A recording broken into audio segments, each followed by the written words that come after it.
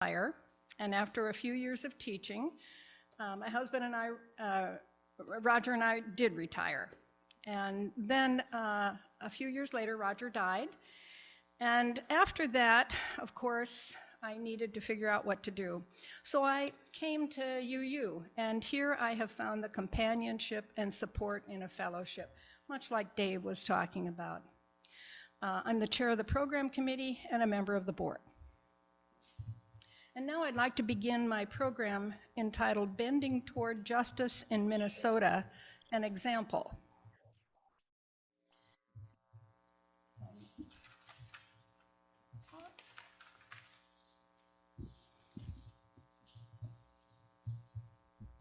So today is another instance of using the Soul Matters materials that designate our theme. The theme for November is Holding History. And I think I have other people that have become interested and plan to join us. A couple of people are set up for January, and so I'm excited to think that this may get rolling. So I'd like to begin these words with Parker Palmer. Jewish teaching includes frequent reminders of the importance of a broken, open heart. As in the Hasidic tale, a disciple asked the rabbi, "Why does the Torah tell us to place the words upon our hearts? Why does it not tell us to place the holy words in our hearts?" And the rabbi answers, "It's because as we are, our hearts are closed, and we cannot place the holy words in our hearts. So we place them on top of our hearts, and that's where they stay until one day the heart breaks and the words fall in." When I read this, at first I was puzzled. I didn't reject it, but I just didn't get it.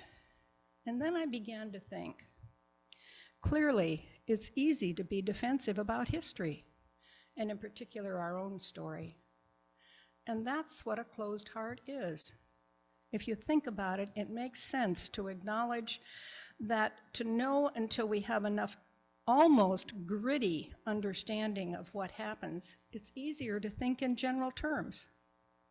For instance, very few of us have pasts without pain woven through them, and it's just easier to shut out those traumatic times than to confront them head on. And we are all well taught in the game of sweeping old wounds under the rug. And of course, there's the unprocessed horrors woven throughout our cultural history. We work hard to close ourselves off from these with standard lines like, at our best, this isn't who we are, and as Americans, we're better than this. Maybe, maybe not. With a heart willing to feel pain, endure grief, the fullness of our histories, without a heart willing to feel pain and endure grief, the fullness of our histories just can't enter in. Talking about past mistakes requires an ability to vulnerably say, "I'm sorry." And telling the full story requires navigating grief over choices you wish had been made differently. It certainly seems the rabbis were right. Like those holy words, history in its fullness just sits there until our hearts break open and allow it in. I grew up in southern Minnesota, and we moved around a lot until my seventh grade, and then we settled in Mankato. It's a quaint little college town nestled in the bend of the Minnesota River Valley. And I remember walking past the original monument to the Dakota Massacre at Front and Main near the bridge going to North Mankato during the 50s. And I remember wondering about it, and I had certainly never forgotten it. And when I decided to write this sermon, I found a recounting of the war in a letter written by Stephen Elliott, who was the director and CEO of the Minnesota Historical Society from 2011 to 2018. The position of the Historical Society was to reckon with the facts of history, and they went to great lengths to do that. Just before the war, most of the land had been taken over by immigrants, and a majority of the Native Americans could no longer sustain themselves. There were treaties with the usual outcome. Nothing came of them. Eliot writes, in 1862, Minnesota was still a young state, part of a frontier inhabited by more than 1 million Indians. Times were hard. Indian families were hungry. When the U.S. government broke its promises, some of the Dakota Indians went to war against the white settlers, and many Dakota did not join in, choosing to aid and protect the settlers instead. An isolated, violent incident sparked the war, which many Dakota opposed. Some who thought it ill-advised but fought anyway, including Little Crow, who led the Dakota forces. About 600 whites, including women and children, were killed. No one knows how many Dakota died. Of the estimated 6,500 Dakota people living on Minnesota reservation land in 1862, historians think that no more than 1,000 actually fought, including some who were coerced into the battles.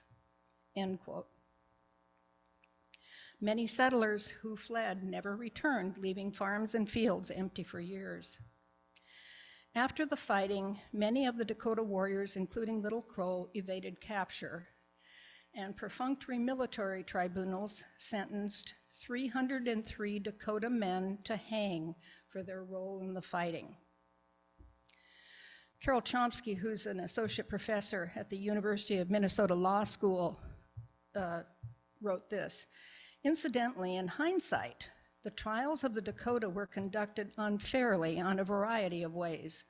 The evidence was sparse, the tribunal was biased, the defendants were unrepresented in an unfamiliar proceeding conducted in a foreign language, and authority for convening the tribunal was lacking. More fundamentally, neither the military commission nor the reviewing authorities recognized that they were dealing with the aftermath of a war fought with a sovereign nation, and that men who surrendered were entitled to treatment in accordance with that status. So to proceed, President Lincoln and the government lawyers then reviewed the trial transcripts of all 303 men. As Lincoln would later report to the U.S. Senate, anxious not to act with so much clemency as to encourage another outbreak on the one hand, nor with so much severity as to be real cruelty on the other, I ordered a careful examination of the records of the trials to be made in view of first ordering the execution of such as had been proved guilty of violating females. So, of course, a rumor went swirling around that hundreds of women had been raped. And when only 2 men were found guilty of rape, Lincoln expanded the criteria to include those who had participated in massacres of civilians rather than just battles. He then made his final decision and forwarded the list of 39 names to Minnesota. The war ended on December 26, 1862, when 38 Dakota Indians were hanged, and the Lake Dakota were to leave Minnesota. For white Minnesotans, their experience of blood and terror negated all promises they'd made to the Dakota. Stories and history books told about the Great Minnesota Massacre, but for many years, the Indian side of the story was ignored. And now I want to change my orientation to a survey of how the thinking of Minnesotans has evolved. I found an article written about the monument by Dave Kenny, who's a freelance writer, and it illustrates this. On the day after Christmas in 1912, several hundred people gathered at the corner of what was then Front and Main in downtown Mankato to mark the 50th anniversary of the largest mass hanging in U.S. history. In his dedication address, Judge Loren Cray rejected any notion that the monument inappropriately glorified a mass killing. As the Mankato Free Press reported, he wished to have it understood that the monument had not been erected to gloat over the deaths of the red men, but was instead meant simply to record accurately an event in history. And the judge's assessment held sway for more than 4 decades. But opinions slowly changed. In the 50s, there were efforts to remove it. A small group of Mankatoites began advocating for the monument's removal. Its presence, they argued, gave the city an unwholesome reputation. Pharmacist Alan Mollison went so far as to ask Governor Orville Freeman to join the campaign. And although Freeman did not respond, the head of his Human Rights Commission, Clifford Rucker, did. And Rucker wrote that he and his fellow commissioners agreed that the eyesore should be removed. He also complained that the Minnesota Historical Society felt otherwise and was determined to block any removal efforts. The monument remained in place for another 15 years or so while the arguments over its fate ebbed and flowed. In 1971, the city finally removed it, but only to make way for urban renewal. The contentious granite slab was placed in storage with plans to reinstall it at some point in the future.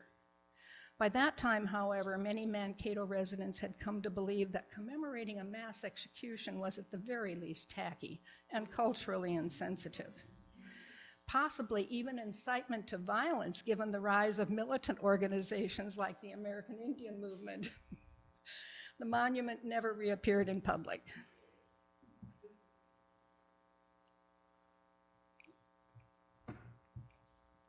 Much of this was unknown to me until now, but something else that might be even more significant emerged from my readings in Soul Matters. Let's turn our attention to Germany and the aftermath of what may certainly be the most diabolical needs of modern times, the Holocaust. Madeline, I'm going to ask you to pronounce that word that I showed you once before. So when I come to it, will you come up and when my embouchure can't say the German the way it should be, so you need to hear it. All right, so Germany faced its horrible past, can we? Historians often look to collective memory, how groups of people typically recall past events to help decipher a nation's identity and soul. And these memories can change over time. And there's evidence that people remember things that never happened. But collective forgetting can be just as revealing. The United States is not the only country with an evil antecedent that was swept aside, forgotten, or minimally examined. The list is long, but one country offers a powerful alternative path. Barely 3 generations ago, Germany hosted horrors that killed millions, left the nation split in 2, and yet today, less than 100 years after the rise of Adolf Hitler, Germany has made a prodigious effort to come to terms with its past with regularized rituals of repentance and understanding. This collective culture of atonement is captured in the 8 syllables and 26 letters that comprise the German word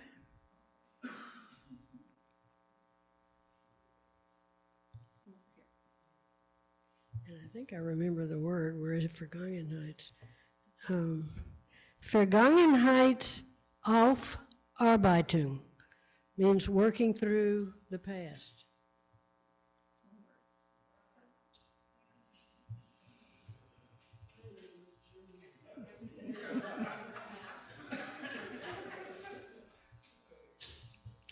What ushered in the era of atonement and this coming to terms with the past? Probably the most significant event was the Nuremberg trials, which began in 1963 to 1965. And I quote Michelle Morris, who wrote an opinion essay in the Washington Post just June 3rd of this year. The trials culminated in a period when the world was entering an era of protest and social unrest as post-war baby boomers agitated for a new guiding sensibility. Unsettling questions about the country's past also reverberated in private homes as children raised by people who had survived the war demanded a greater accounting for their relatives' roles. Were the people at their kitchen table, at the desk in front of their classroom, at the cash register at the corner bakery connected to the atrocities described in those televised trials? And the questions raised by those real-life courtroom dramas created an urgency among historians, artists, and government officials to research what happened while simultaneously looking for a path towards acceptance and respectability. So that term, working on the past, refers to Germany's efforts to integrate the horrors of the Holocaust and the rise of Nazism. It's been a decades-long exercise, beginning in the 1960s, to examine, analyze, and ultimately learn to live with the evil chapter through monuments, teaching, art, architecture, protocols, and public policy. The country looks at its Nazi past by consistently, almost obsessively, memorializing the victims of that murderous era, so much so that it is now a central feature of the nation's cultural landscape.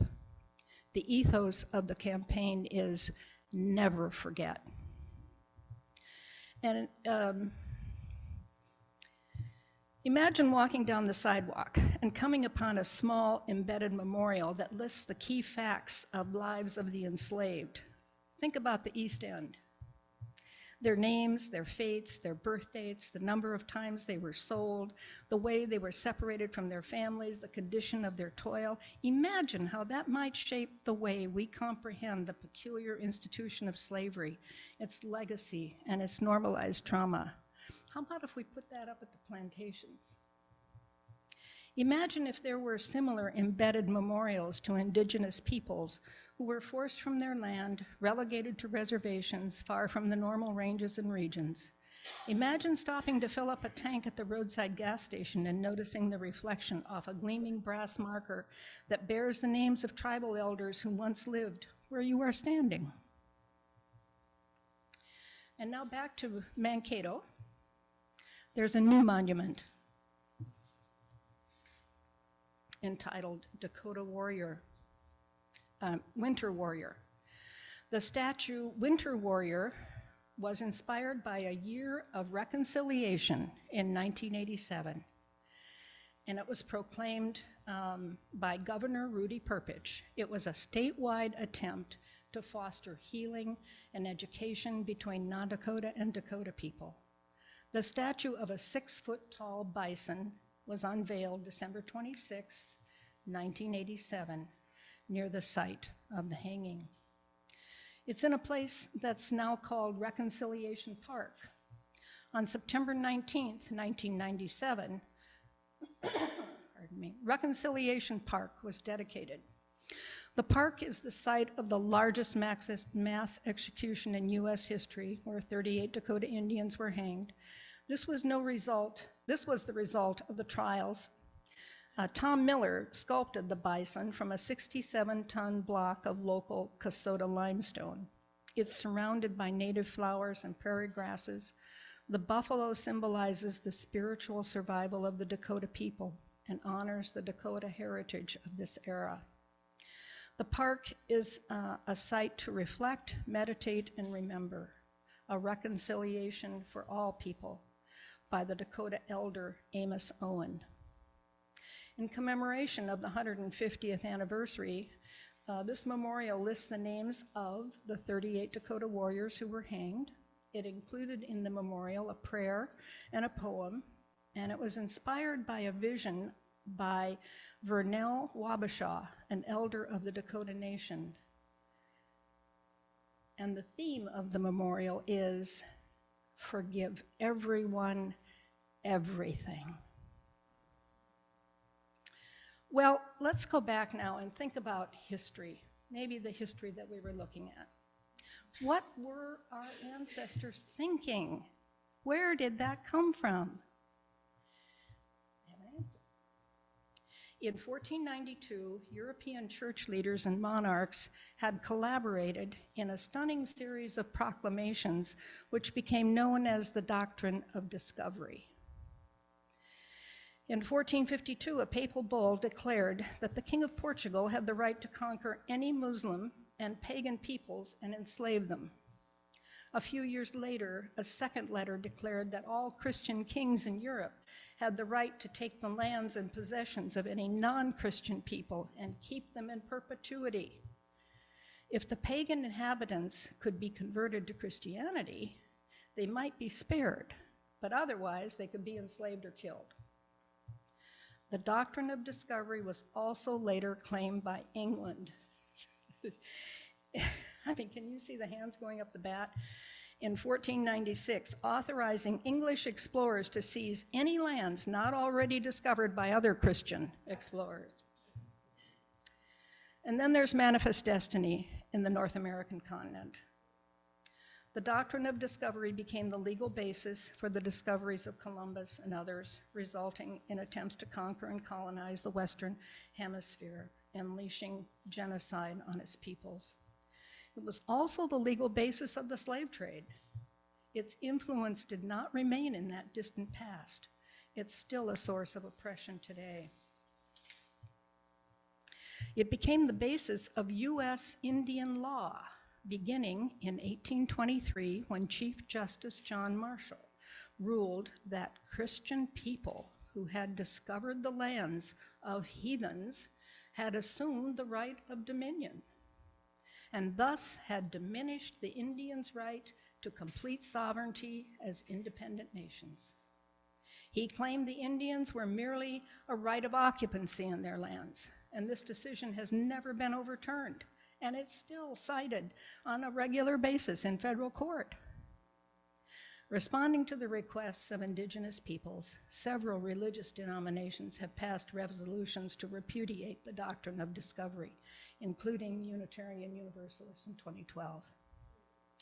These resolutions are a first step toward our reckoning with the history of stolen lands and stolen children.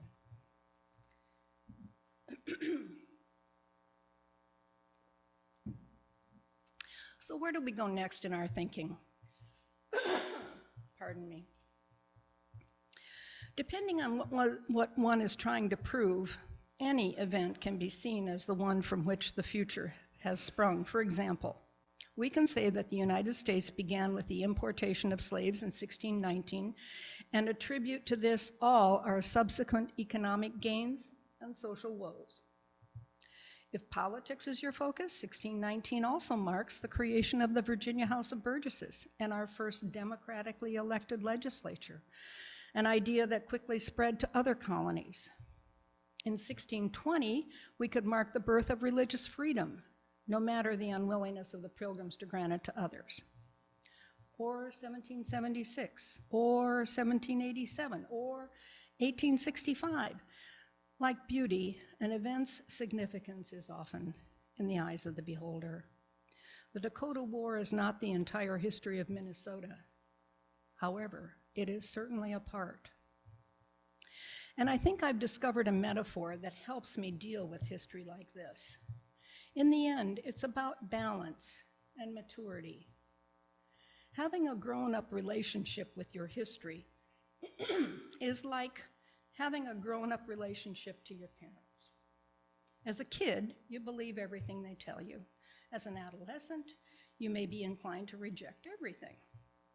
But having grown up, your view involves sifting through at some distance and saying, okay, I'm glad my parents had those values, and that, I'm not going to pass that on to my kids, and none of the other stuff.